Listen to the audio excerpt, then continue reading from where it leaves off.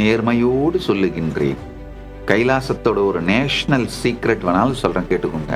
அரசியல், சமூகம், இத பத்தி எல்லாம் கருத்து சொல்ல மாட்டேன் மட்டும் இல்லாம எனக்கு எதுவும் தெரியாதுன்றதான் உண்மைங்கய்யா.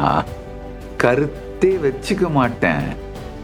அதனால நான் சத்தியத்தை, பரமசிவ பரம்பொருளின் பரம வெளிப்பாடான மகாகணபதி பரம்பொருளின் சாநித்தியத்தில் அவர் வெளிப்படுகின்ற, அவர் முழுமையாக மலர்ந்து வெளிப்படுகின்ற இந்த சூழலில், அவருடைய சாநித்தியத்தில் அவரை சாட்சியாக வைத்து சத்தியங்களை அப்படியே சொல்றேன், கேட்டுக்கோங்கய்யா.